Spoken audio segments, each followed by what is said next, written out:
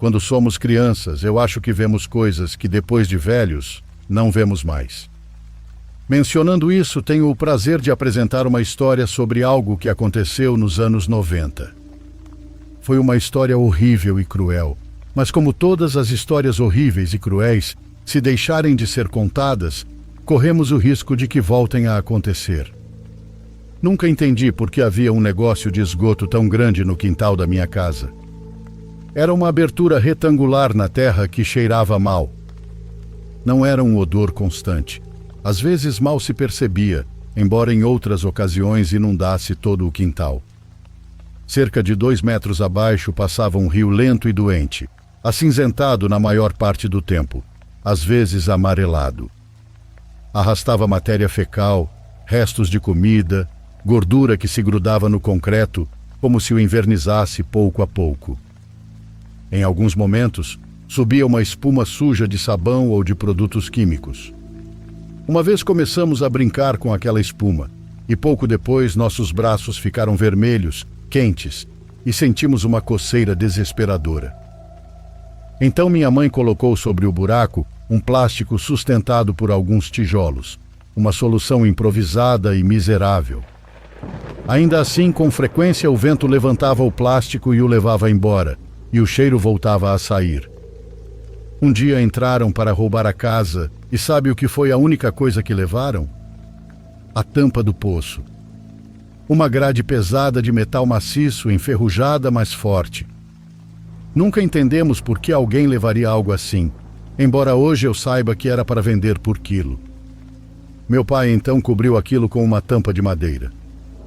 Assim como o plástico, não era uma solução definitiva, apenas um remendo. As tábuas pareciam resistentes, mas veja bem, era um buraco grande, com mais ou menos 1 metro de comprimento por 1,5 metros de largura. O recomendável era não pisar ali. Esse lugar de que falo ficava no fundo do quintal, ao lado de um quartinho onde meu tio mecânico guardava suas ferramentas. Vivíamos em uma casa relativamente grande, que era a casa da minha avó. A propriedade era dividida em apartamentos que, na verdade, eram quartos grandes colados uns aos outros. Ali moravam meus avós, meus tios com suas famílias e nós. Tudo compartilhado, todos em cima de todos. A mim e ao meu irmão foi proibido brincar lá atrás, perto do buraco e da oficina, pelo medo de cairmos. Tanto eu quanto meus primos não aproximávamos daquele local. A única que sempre víamos por ali era Sônia. Sônia era uma menina que vinha de uma área rural no norte. Minha mãe dizia que ela era nossa prima. Eu a amava como se fosse minha irmã, embora um dia eu tenha feito as contas e descoberto que nem sequer éramos parentes. Meus pais a trouxeram junto com o irmão dela em 89. Seus pais haviam sofrido um acidente muito violento com a caminhonete, e as crianças eram muito bem comportadas e prestativas.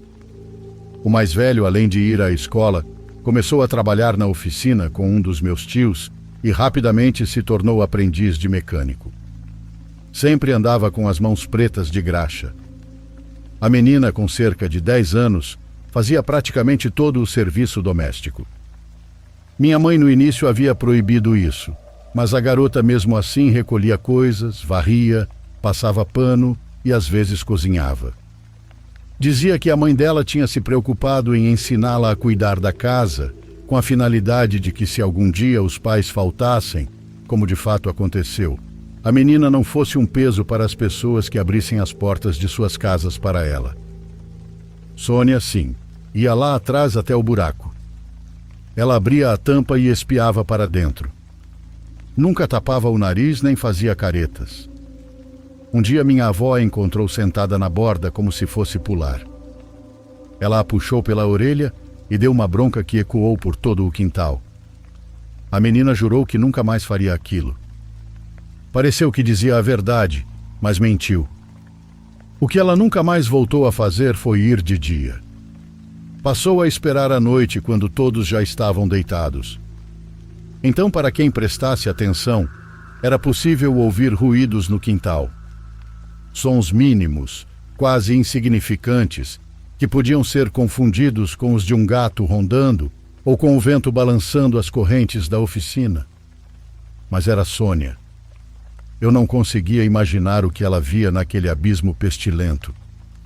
Eu sabia que ela ia lá todos os dias. Às vezes eu espiava para confirmar, outras vezes apenas dava como certo que era ela quando ouvia passos lá fora. Um dia ela me pegou observando. Não disse nada, apenas sorriu.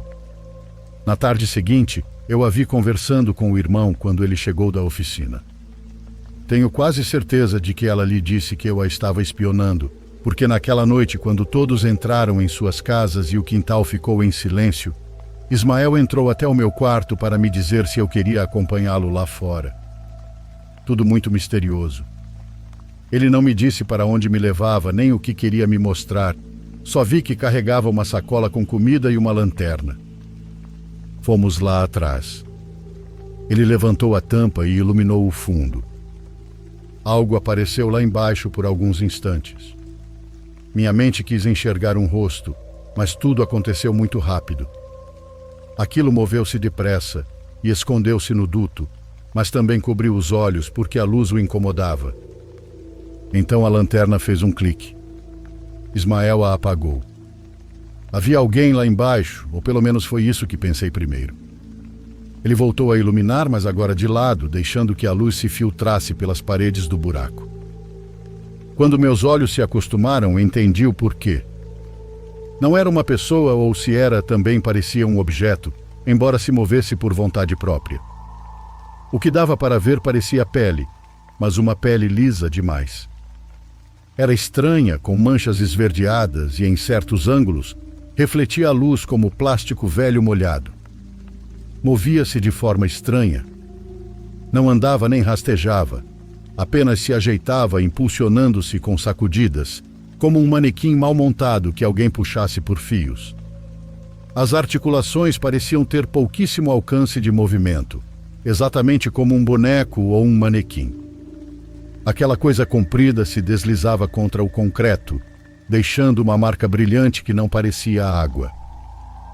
Depois, desapareceu na escuridão. Nunca consegui ver seu rosto por completo. Às vezes surgia o que parecia uma bochecha inchada, depois algo que poderia ser um ombro, em seguida uma mão grande demais, com os dedos tortos, unhas grossas e pretas. Já se passaram mais de 30 anos e eu não consigo esquecer o que vi. Ismael abriu a sacola que carregava. Ele tinha sobras de pão de velho, restos de ensopado e macarrão do almoço. Foi jogando tudo, uma coisa de cada vez. Lá embaixo, algo começou a se mexer com desespero. Então aconteceu algo que nunca esqueci. A parte superior daquele corpo se abriu. Não vi uma boca como a de uma pessoa. Parecia que a garganta se abria demais, como uma fenda vertical que se estendia deixando à mostra algo escuro. A comida desaparecia ali empurrada, não mastigada. Enquanto se alimentava a coisa, se jogava contra as paredes, batendo no concreto. Também dava para ouvir como engolia. O corpo inteiro se sacudia cada vez que alguma coisa passava por aquela abertura, como se o interior não tivesse sido feito para aquilo. De repente, o cheiro ficou insuportável. Ismael apontou para a borda do buraco, e ali havia uma corda amarrada a um tijolo que descia até o fundo. Na ponta pendia uma cesta de plástico, dessas de mercado, já completamente enegrecida pela sujeira. Ele sempre deixa alguma coisa, ele me disse. Não sempre, mas quase sempre. Ele puxou a corda e a cesta subiu. Dentro havia moedas escurecidas e um canivete enferrujado. Objetos que não pareciam roubados, mas perdidos. Coisas que alguém devia ter deixado cair alguma vez por um bueiro ou no próprio esgoto aberto. De onde isso sai? Perguntei. Ismael deu de ombros. A coisa terminou de comer, depois ficou parada. Em seguida começou a se afastar, se arrastando, raspando o concreto com algo mole. O barulho foi se afastando pelo tubo até que só restou o som da água correndo. Ismael colocou a tampa de volta e pediu que eu não dissesse nada, que não fosse idiota e estragasse tudo. Enfiou a mão no bolso e me deu uma moeda dourada. Também disse que a Sônia não machucava ninguém e que alimentar aquilo não fazia mal. Não fala nada, repetiu. Fui dormir com o cheiro preso no nariz, imaginando como seria tocar aquela pele. Pensei na Sônia, em como ela se aproximava sem medo, em como nunca dizia nada e em como sempre tinha dinheiro. Não muito, mas sempre comprava o que queria e quando queria. Cheguei a pensar que os pais dela tinham deixado alguma coisa, ou que minha avó pagava para ela ajudar nas tarefas de casa. Guardei o segredo, embora a ideia de que, por assim dizer, minha prima alimentava um monstro e em troca ganhava coisas, tirasse meu sono em algumas noites. Eu pretendia não contar nada a ninguém. Mas então aconteceu a desgraça. Não demorou muito. Foi numa festa, mas não lembro bem de quem. Na minha família, qualquer desculpa era boa para colocar as caixas de som no quintal e acender a churrasqueira. Naquele dia a música estava alta, as mesmas músicas de sempre, repetidas 5 ou 6 vezes. Os adultos já estavam bêbados e riam sem parar. As crianças corriam de um lado para o outro, sem que ninguém realmente prestasse atenção. A essa altura o quintal já estava escuro. A única luz vinha das lâmpadas amarelas das casas e de um refletor que alguém estava instalando quando tudo aconteceu. Primeiro, ouviu-se um estalo. Foi como madeira se partindo sob muito peso. Depois um grito que não chegou a se completar porque algo o abafou. A música continuou por alguns momentos. A maioria dos adultos ainda não tinha ideia do que havia acontecido, até que alguém abaixou o volume de repente. As crianças gritavam todas ao mesmo tempo, se atropelando, empurrando umas às outras. Diziam que o Dieguinho tinha caído, que tinha ido para o buraco, que tinham visto ele escorregar e que as tábuas tinham quebrado. E o mais desesperador foi ouvir que ele já não estava lá e que a água tinha levado ele. Lembro com raiva que ninguém deu atenção no começo. Pensaram que era exagero e que era brincadeira. Até que uma menina gritou como louca, dizendo que não era só uma queda, que alguma coisa tinha levado o Diego. Eu comecei a me sentir estranho, porque eu já sabia o que tinha acontecido sem nem precisar olhar. Então o pai e a mãe do Diego se levantaram ao mesmo tempo.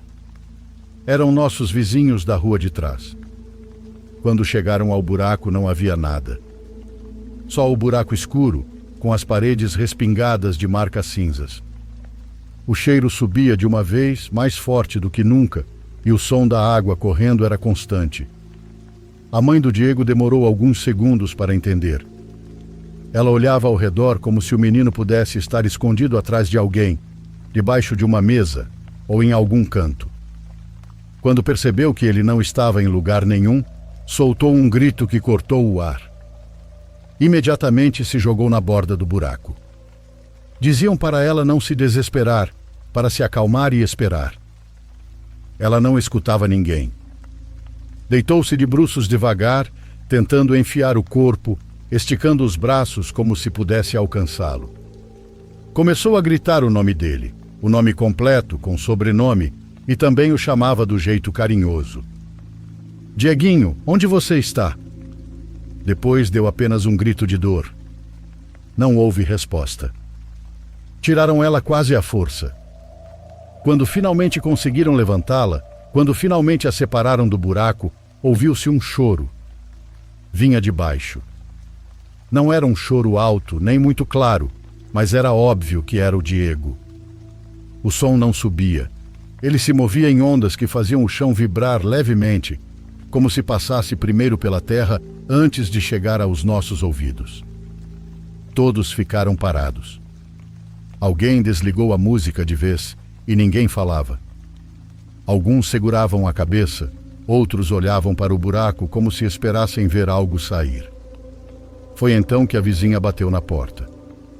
Disse, quase pedindo desculpa, que não queria se meter, mas que tinha ouvido uma criança chorando debaixo da casa dela. Em menos de 10 minutos havia umas 50 pessoas dentro da casa da senhora. Ela morava a 2 números dali. O quintal era pequeno, com o piso de cimento fino rachado. Desde que entramos, o choro já dava para escutar. Prometeram que iam consertar tudo depois, que ela não se preocupasse, que isso se resolvia mais tarde. Trouxeram picaretas, barras de ferro, marretas, e vários começaram a quebrar o piso. A cada golpe da picareta, o choro parecia se mover, não subir, nem se aproximar, mas se deslocar como se estivesse passando por baixo de nós. A mãe gritava algo que até hoje consigo ouvir com a voz exata dela. Ela gritou que tivessem cuidado para não enfiar a picareta na cabeça do Dieguinho. Enquanto tudo isso acontecia, eu tentava não cruzar com a Sônia e com o Ismael, porque não conseguia acreditar que eles não dissessem nada. Eles não choravam, não olhavam para o buraco. Estavam calmos demais, como se uma criança não tivesse acabado de ser levada pelas águas podres. Quebraram todo o piso da casa da vizinha. Em outras casas também fizeram o mesmo. Levantaram tampas, destaparam bueiros e desceram lâmpadas. E não encontraram nada. Depois de tanto ver o rosto da mãe orientando as pessoas, correndo de um lado para o outro, foi ali que já não consegui mais guardar o segredo, embora não soubesse por onde começar. Aproximei-me dos adultos e disse que havia algo no bueiro, que talvez não tivesse sido um acidente e que algo assustador havia levado o menino. Contei que tinha visto um monstro no bueiro, um manequim, e que a Sônia sabia da existência daquele monstro, que fossem perguntar a ela. O que fizeram foi nos confrontar, e Sônia olhou para mim como se não entendesse nada. Ismael balançou a cabeça, disseram que eu estava inventando, que estava nervoso e que era uma criança medrosa. Fizeram-me passar vergonha e nunca mais falei com eles. No dia seguinte não fui à escola. Fiquei atento pela janela quando a tarde caiu. Fechei as cortinas, porque tinha certeza de que os irmãos iriam olhar para ver se eu estava observando. E eles olharam. Por volta da meia-noite levantei-me. Eles não fizeram absolutamente nenhum barulho e eu não conseguia dormir. Espiei, vi Sônia e o irmão indo para o fundo do quintal. Vi que retiraram algo embrulhado, que evidentemente haviam subido usando o balde. Não soube o que era, mas poderia jurar pela minha avó que era algo valioso. Não pelo brilho, mas pela forma como carregavam. Tenho quase certeza de que aquela aberração os pagou bem pelo banquete que lhe enviaram no dia da festa. Nem preciso dizer. Você sabe muito bem que o garoto nunca foi encontrado. Nos jornais da época saiu a notícia de um menino que caiu em um bueiro e nunca saiu. Eu não me lembro muito do que aconteceu depois, mas minha mãe diz que se falou de Diego por meses. Segundo me disse, caminhões do governo da cidade se instalaram do lado de fora da rua, abriram o chão e que chegou a cair a janela da minha casa. Dias depois, um jornal sensacionalista publicou uma matéria diferente. Tinha uma manchete grotesca, quase cômica, falando de um jacaré no esgoto. E para ajudar os vizinhos entrevistados, disseram que ouviam barulhos, arrastos e respirações. Não pertencentes ao menino que, para aquele momento, infelizmente já não devia mais estar vivo. As pessoas diziam que havia alguém no esgoto e que tinha a aparência de um manequim. Ao que parece, ninguém levou a matéria a sério, mas eu levei. Os anos passaram e eu já tinha uns 26 quando ligaram para minha mãe lá do Amapá. Era uma conhecida dizendo que a comadre dela havia morrido havia cerca de 2 semanas e que acabaram se esquecendo de avisar. Porém, o motivo do contato é que a senhora tinha deixado algumas coisas para ela. Disse quando pudesse, fosse buscá-las, cumprimentar e dar o último adeus à Branca. Fomos juntos e eu dirigi. Enquanto minha mãe conversava com a mulher em um quarto abafado, eu fiquei parado no corredor, ouvindo pela metade. Em certo momento, minha mãe mencionou Sônia. Disse que quando criança ela falava com um monstro. A mulher não se surpreendeu e disse que acreditava que, na verdade, aquela garota, desde que morava ali, tinha esses hábitos estranhos e que passava horas indo à lagoa.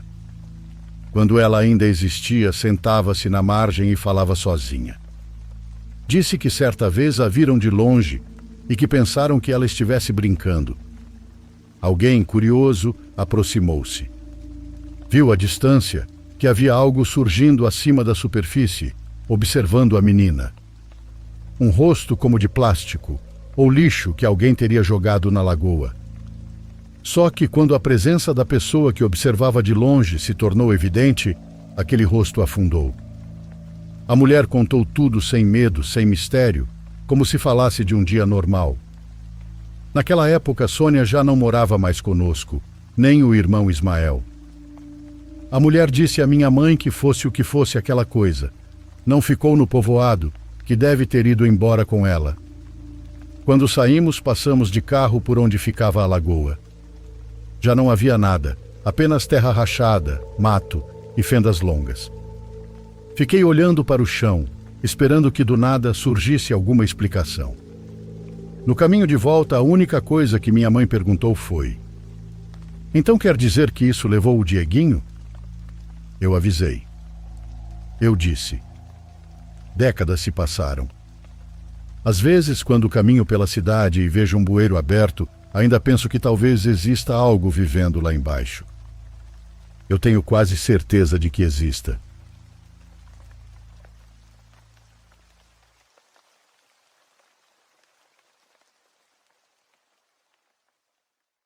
Por favor, curta e se inscreva se você estiver gostando. Agora continuamos.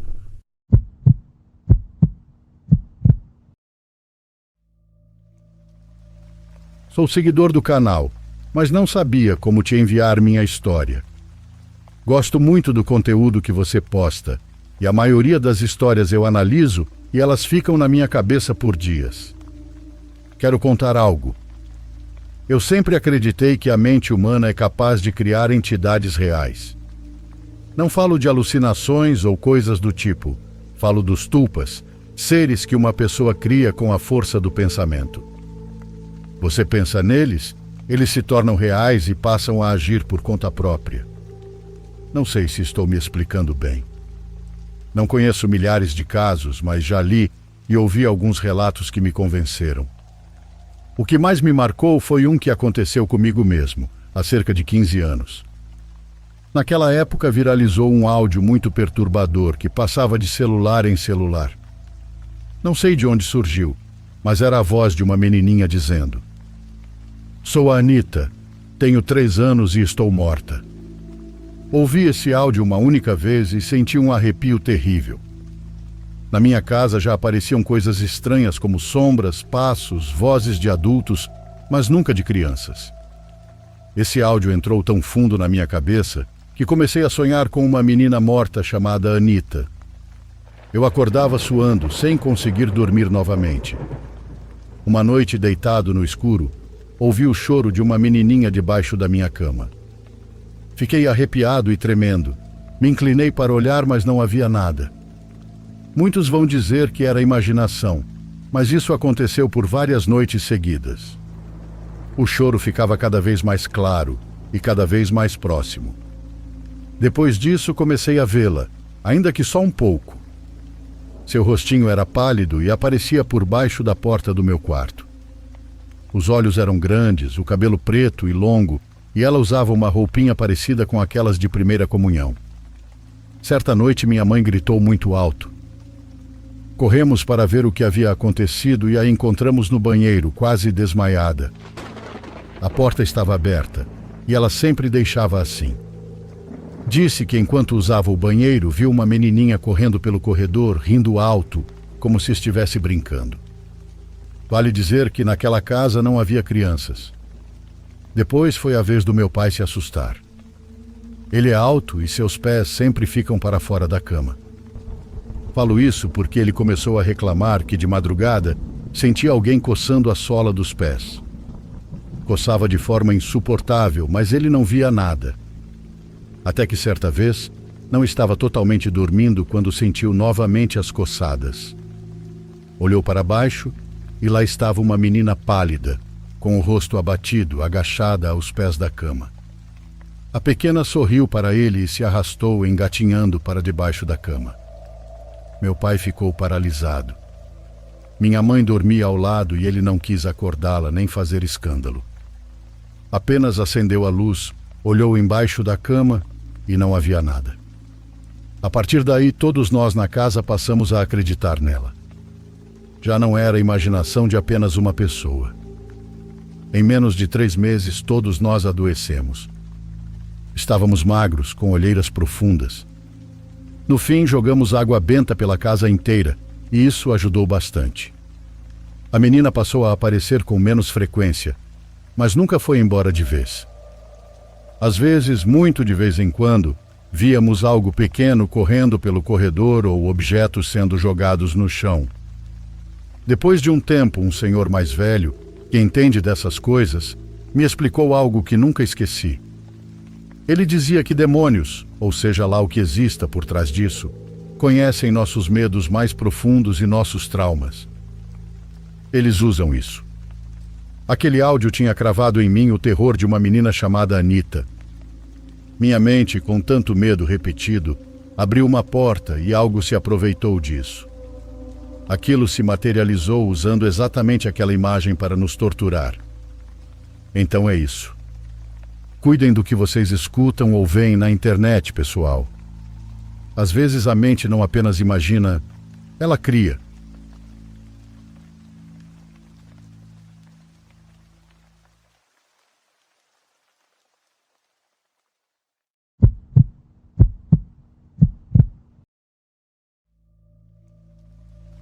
Isso aconteceu no Ano Novo aqui no Canadá, onde vivo atualmente. Eu estava sozinho em casa durante o feriado, já tinha passado o Natal com a família e não tinha ninguém para sair comigo na noite de Ano Novo. Com isso em mente, fiquei em casa mesmo. Tomei umas cervejas e passei a noite inteira vendo TV. Eu não estava tão cansado e por volta das 2 da manhã senti vontade de levantar e fazer alguma coisa, já que eu tinha ficado no sofá praticamente o dia todo. Dei uma olhada pelas janelas. Estava nevando um pouco, mas não muito, e eu sabia que lá fora estava frio, mas a ideia de uma caminhada parecia muito boa. Peguei minha jaqueta, chapéu e saí para andar pelo bairro. Logo de cara notei que estava assustadoramente silencioso. Mesmo sendo 2 da manhã, imaginei que por ser Ano Novo ainda haveria festas, gente na rua, mas todas as casas tinham apenas as luzes de Natal acesas do lado de fora, nenhuma música e nenhum carro passando. Só calma e vazio. Na verdade, até parecia pacífico. Não tenho certeza de quanto tempo fiquei andando. Eu obviamente não estava totalmente sóbrio, então era difícil ter noção do tempo, e eu ficava andando em zigue-zague pelo bairro, sem direção ou caminho definido. Eventualmente cheguei ao parque.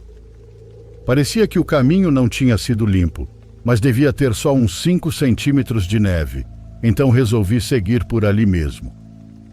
Pelo menos dava uma mudada no cenário e deixava a caminhada menos monótona.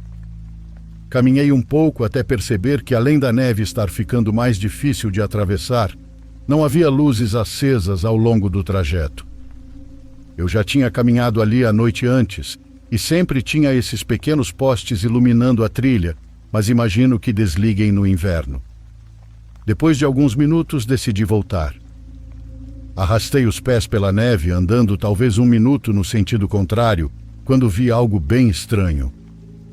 Havia um outro conjunto de pegadas indo exatamente ao lado das minhas, feitas poucos minutos antes.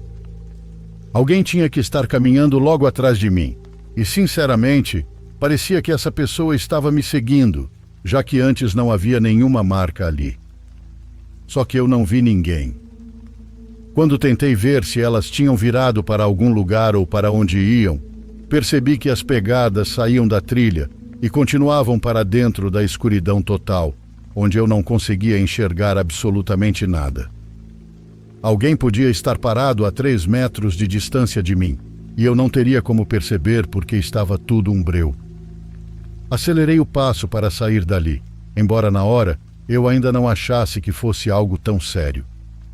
Admito que talvez eu estivesse meio bêbado demais para perceber o quanto aquilo poderia ser estranho e até perigoso, especialmente pelo fato das pegadas irem direto para o mato escuro. Naquele momento tentei convencer a mim mesmo de que era só uma coincidência muito grande. Saí do parque e continuei andando pelo bairro sem ir direto para casa. Caminhei por mais 15 minutos. Já estava reparando em tudo ao meu redor e não vi mais ninguém, então imaginei que estava tudo bem. Quando voltei para casa, tirei minhas roupas de inverno e pensei em tomar um banho para ver se bateu o sono. Foi só quando eu estava na metade da escada que percebi o quão escuro estava lá em cima e notei que as luzes do andar superior estavam apagadas. Isso me deixou em alerta imediato, porque eu sou o tipo de pessoa que deixa todas as luzes acesas o dia inteiro. Eu nem tinha subido desde a hora que acordei, então eu definitivamente tinha deixado as luzes acesas. Pode parecer algo pequeno para alguém fixar tanto, mas mesmo se eu estivesse completamente bêbado, eu saberia que aquelas luzes tinham ficado ligadas. Subi os últimos degraus devagar e olhei pelo corredor antes de acender a luz. Eu nem sabia exatamente o que estava procurando.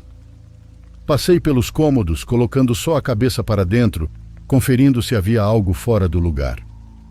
Fechei cada porta depois de olhar, por isso quando verifiquei o último quarto e virei de volta para o corredor, senti meu coração parar. A primeira porta, logo ao lado da escada, que eu tinha certeza absoluta de ter fechado, estava escancarada. Para mim, aquilo foi a confirmação total de que havia alguém dentro da minha casa naquele momento. Depois de congelar por alguns segundos, perguntei quem estava ali. Eu estava com medo de me mover. A pessoa podia estar bem ali naquele quarto, ou podia ter descido e estar em qualquer lugar da casa. Lembro de cada passo lento que dei em direção à porta com o estômago travado e aquela sensação horrível de estar sendo observado ou prestes a ver algo que eu não queria ver. E então eu acordei. E não era um sonho. Acordei deitado no chão, no meio do corredor, com a cabeça girando e uma dor de cabeça violenta. Acho que só uns 10 minutos tinham se passado. E estava claro que eu tinha sido atingido e apagado, sem lembrar de nada além dos instantes anteriores ao que quer que tenha acontecido. Minha visão estava turva, oscilando, e eu chamei a polícia imediatamente. Quem quer que tenha invadido e me atacado já tinha ido embora fazia tempo, mas tentei contar à polícia tudo o que conseguia lembrar. Até hoje me incomoda o fato de parte da minha memória ter sido simplesmente apagada daquele jeito. É muito provável que eu tenha ficado cara a cara com o sujeito, perto o suficiente para descrevê-lo. Talvez eu até soubesse quem era, mas é como se minha própria cabeça tivesse escondido isso de mim. Depois daquela noite, as atualizações foram mínimas, e nada levou a nenhuma pista concreta. Não sei quem era, nem o que essa pessoa realmente queria, mas eu não duvido nada que a intenção dela fosse que eu não acordasse.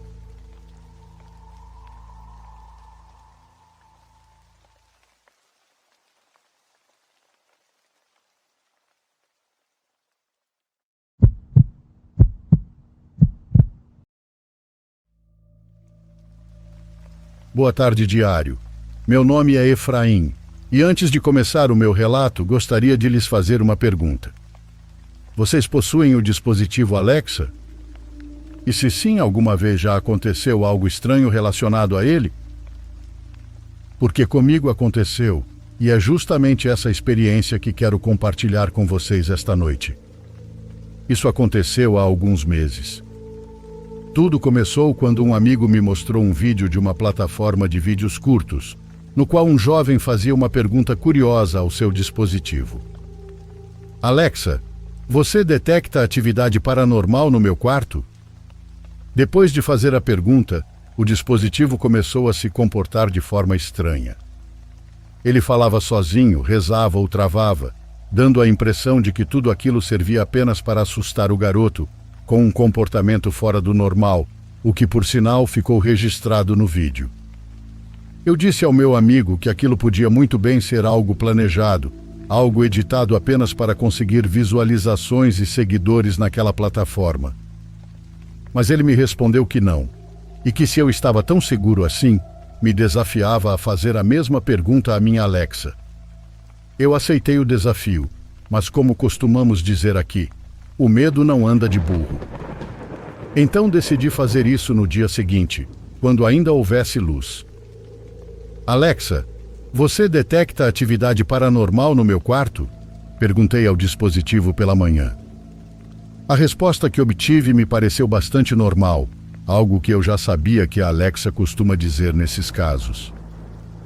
Ela respondeu que não tem capacidade para detectar atividade paranormal, mas que se eu quisesse que ela me assustasse, bastava dizer: Alexa, me assuste, e ela contaria uma história. Até onde sei, essa é uma resposta perfeitamente normal do dispositivo, então não dei muita importância. Tanto que à noite eu já havia até esquecido do assunto. No entanto, naquela mesma madrugada, algo estranho aconteceu. Eram cerca de 3 horas da manhã, e vale ressaltar que eu normalmente não acordo durante a noite, durmo direto até amanhecer.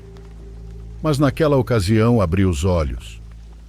Curiosamente não houve nenhum barulho, nenhum movimento, mas eu só conseguia sentir a sensação de estar sendo observado.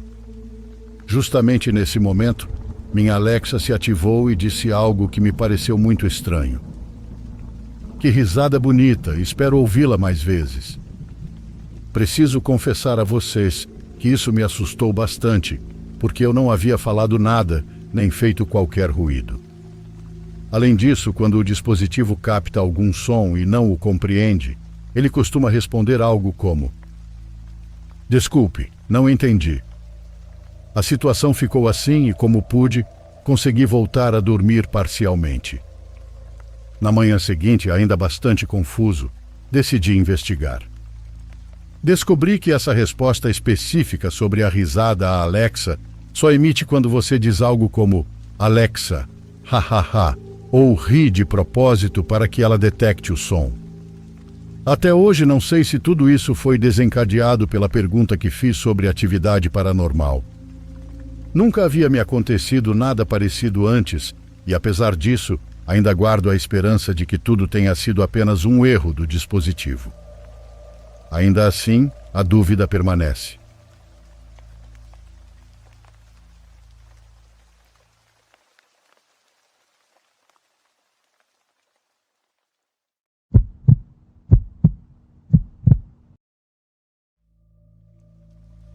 Trabalho em uma estação de esqui local, em uma pequena cidade nas montanhas.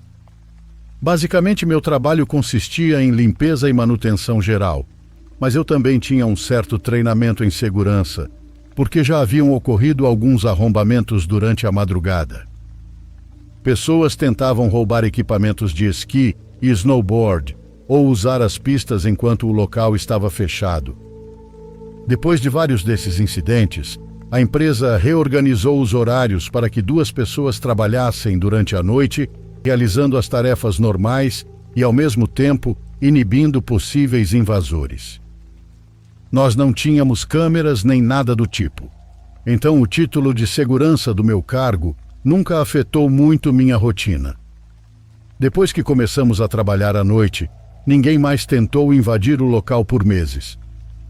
O máximo que acontecia era alguém se aproximar da porta e tentar espiar para dentro, mas fora isso, tudo sempre era muito tranquilo. E como eu já havia mencionado, eu nunca trabalhava completamente sozinho nesses turnos noturnos, ou pelo menos tecnicamente não. Meu colega de trabalho, Matheus, sempre estava escalado no mesmo horário que eu, mas ele ficava do outro lado da estação.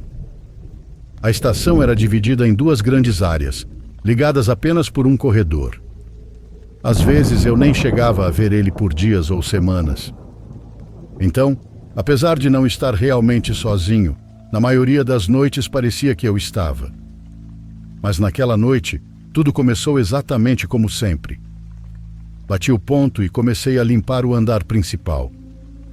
O lugar fica bem bagunçado durante a alta temporada, então, apesar de não ser um trabalho difícil, havia bastante coisa para fazer. A primeira hora passou bem rápido. Eu ainda estava no grande salão principal quando ouvi algo que parecia um barulho de batidas, como se alguém estivesse tocando em uma janela. Larguei minhas coisas e fui até a parte da frente, onde ficava a maioria das janelas. Não vi nada de imediato, até chegar bem perto de uma delas e notar pegadas na neve logo abaixo. As marcas iam até o vidro e depois contornavam o prédio, seguindo para o outro lado. Sem saber muito bem o que pensar, vesti meu casaco e saí para dar uma olhada. Pensei que talvez fosse alguém perdido, e se não fosse isso, eu teria que pedir para a pessoa ir embora. Mas assim que saí, vi que as pegadas iam da janela até o estacionamento, que já havia sido limpo da neve. A partir dali não dava mais para saber para onde tinham ido. Aquilo foi estranho, mas estava frio demais e escuro demais para eu sair andando por todo o perímetro do prédio. Então voltei para dentro. Retomei o trabalho, torcendo para que quem quer que fosse não aparecesse de novo. Acho que uns 30 minutos se passaram. A essa altura, a neve já devia ter coberto qualquer rastro do lado de fora. Então pensar nisso já não parecia mais importante. Até que ouvi algumas portas se abrindo no corredor que ligava as duas áreas da estação e alguns instantes depois Matheus apareceu. Ele parecia agitado e meio confuso ao me ver. Imediatamente me perguntou o que eu estava fazendo ali. Olhei em volta sem entender e apenas disse que estava trabalhando. Matheus assentiu com a cabeça, como se aceitasse a resposta, mas parecia que aquilo não fazia muito sentido para ele. "Está tudo bem?" perguntei. Ele disse que sim, que devia estar cansado ou algo assim, enquanto balançava a cabeça. Antes de ir embora, comentei que tinha visto algumas pegadas na neve do lado de fora e perguntei se tinha sido ele. Matheus balançou a cabeça negativamente. Eu esperava que ele explicasse melhor o motivo de estar tão preocupado, ainda mais depois de eu contar sobre algo estranho que tinha visto. Pela forma como ele estava agindo, imaginei que algo esquisito também tivesse acontecido com ele. Mas ele não disse mais nada. Simplesmente saiu da minha área da estação e voltou para o outro lado. Só para deixar claro, eu e o Matheus não éramos amigos próximos nem nada assim.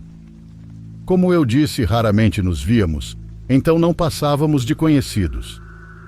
Ele também era bem mais velho do que eu, e quando conversávamos era sempre sobre trabalho. Estou explicando isso para dar contexto ao motivo de eu não ter insistido mais nas perguntas ou ido até o lado dele para tentar entender o que estava acontecendo.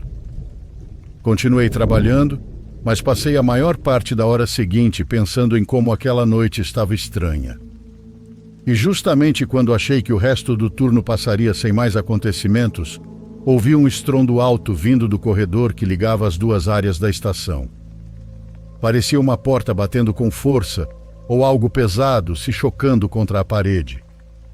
O barulho foi suficiente para me assustar e me fazer ir verificar se o cara estava bem. Segui até o corredor de ligação e não vi nada. Então continuei para outra área onde o Matheus trabalhava. Só que ele não estava lá.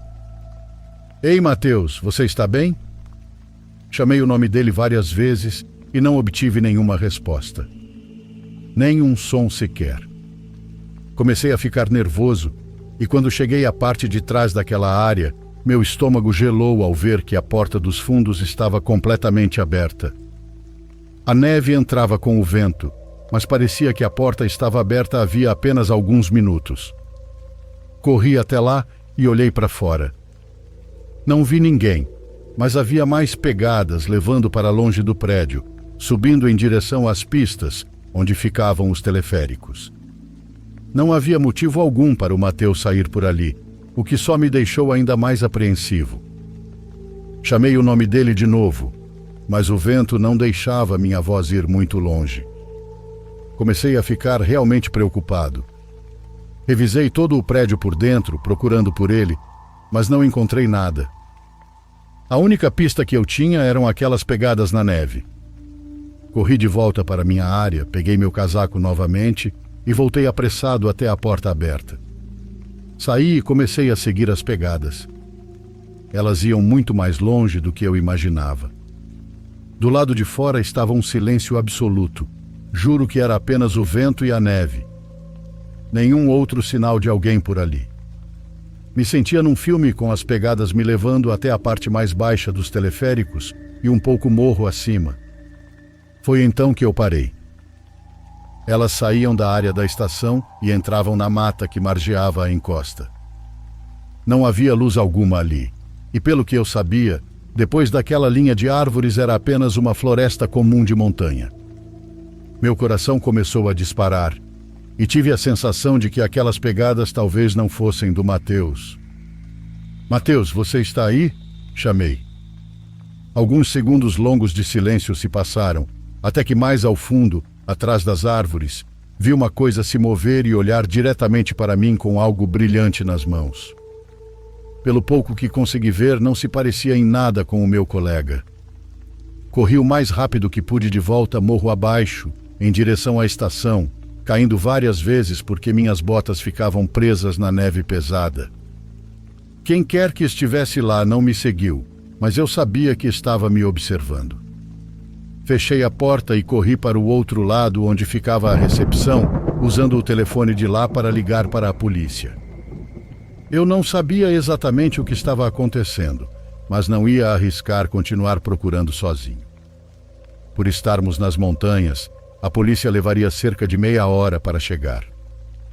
Passei todo esse tempo escondido no depósito onde ficavam os equipamentos de aluguel, ouvindo o vento lá fora e o silêncio inquietante dentro da estação vazia. Cerca de 10 minutos depois de me esconder, ouvi o que parecia ser uma porta se abrindo do outro lado da estação, mas não tive coragem de ir verificar. Depois disso, não ouvi mais nada até a chegada da polícia. De forma perturbadora, eles encontraram outro conjunto de pegadas voltando em direção à porta dos fundos, o que indicava que quem quer que estivesse lá havia retornado. Talvez estivesse me procurando. Não demorou nem 30 minutos para a polícia declarar oficialmente Mateus como desaparecido. Segundo os policiais com quem falei, não havia sinais de luta ou algo suspeito dentro da estação, o que os levou a acreditar que alguém conhecido dele o convenceu a entrar ou sair com ele. De qualquer forma, assim que as pegadas entraram na mata, não foi mais possível rastreá-las. Por um tempo tenho quase certeza de que eu fui considerado suspeito, já que fui uma das últimas, se não a última, pessoas a vê-lo. Mas eventualmente conseguiram confirmar que eu não tive nada a ver com o desaparecimento. Toda a situação foi extremamente assustadora e é difícil não me culpar um pouco por como tudo aconteceu. Sinto que eu devia ter feito mais alguma coisa, mas também sei que se eu tivesse entrado mais fundo na floresta, existe uma grande chance de que eu também estivesse desaparecido agora.